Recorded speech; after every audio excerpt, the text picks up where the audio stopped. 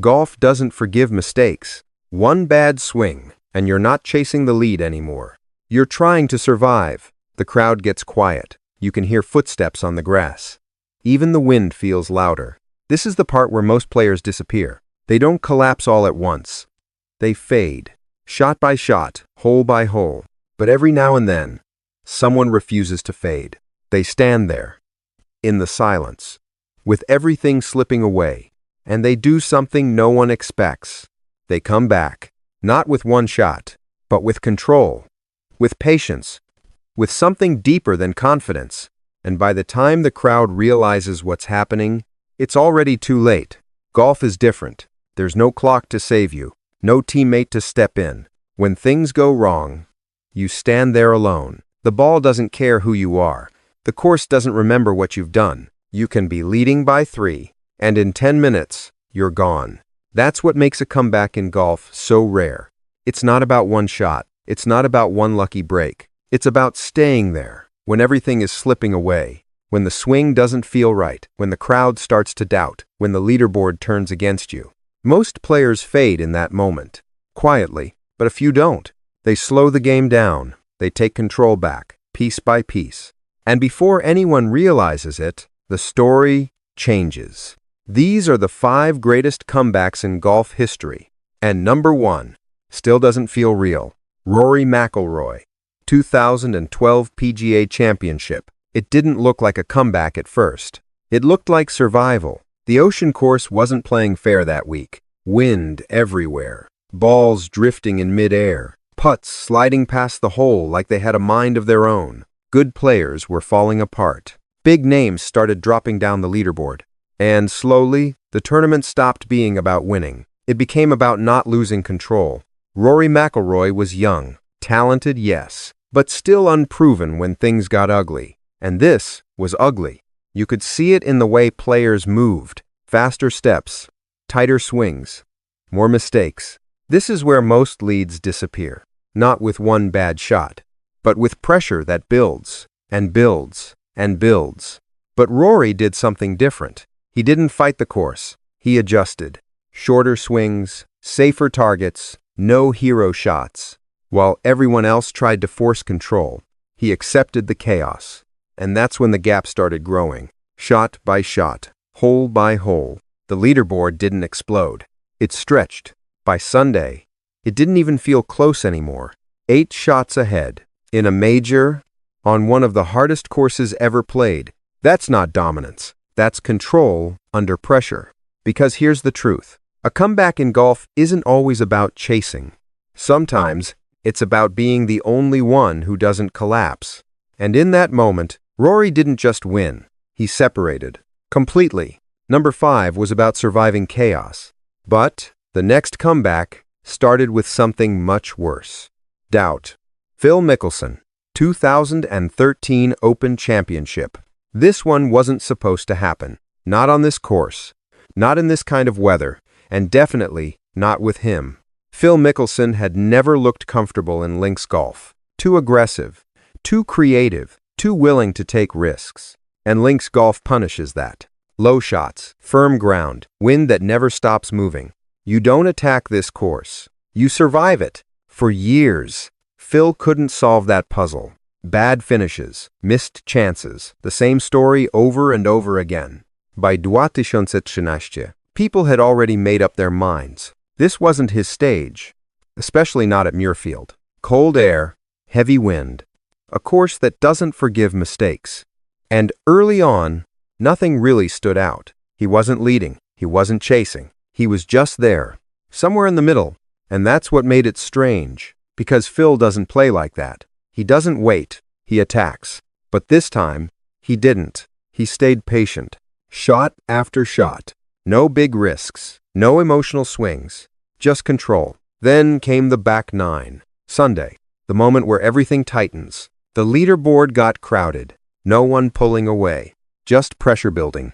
And that's when it happened. Phil made his move. One birdie, then another.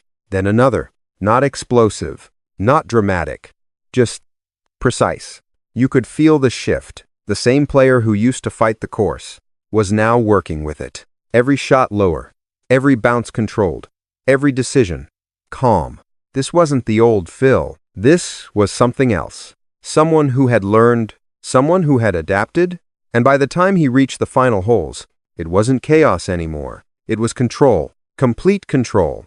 The course he could never figure out became the one he mastered. Number 4 was about changing who you are. But number 3 was about holding on when everything tells you to stop. Tiger Woods, 2008, U.S.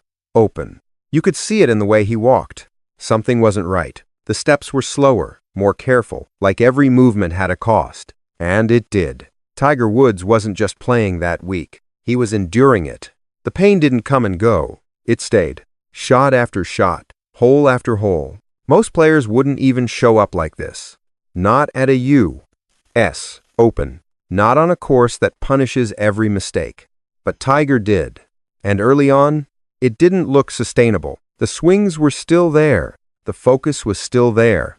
But the body was starting to push back. There were moments where he stood over the ball, just a little longer than usual. Not because he didn't know the shot, but because he needed time.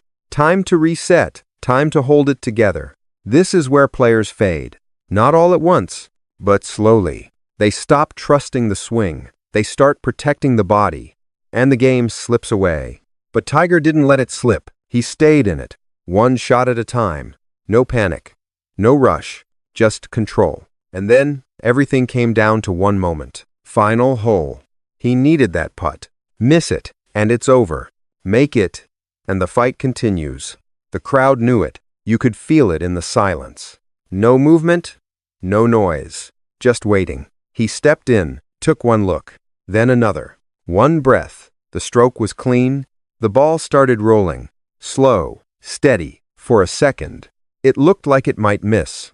And then, it dropped. The place erupted, but Tiger didn't. No celebration, no release.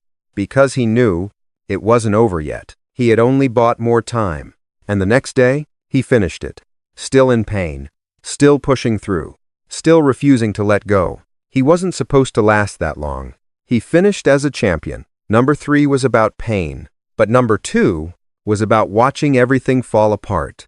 Nick Faldo. 1996 Masters. This one didn't feel like a comeback at first. It felt like it was over. Greg Norman had control. 6 shots ahead. Final round. Augusta National. That's not a lead. That's a statement. Everything pointed one way. Norman was going to win.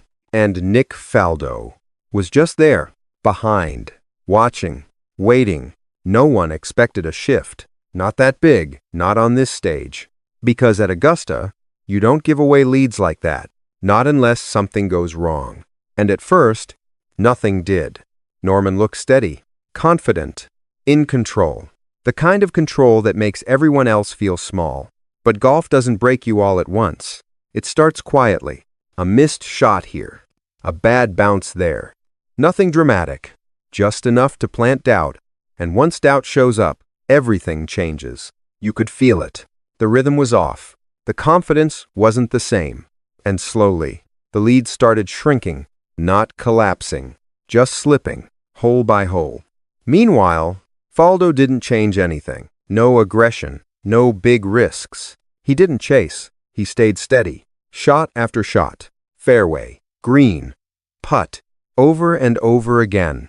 While one player started to unravel, the other refused to move. That's what made it different. Faldo didn't win it in one moment. He let it come to him, by the back 9. The pressure had completely flipped. The leader was no longer leading. He was trying to survive.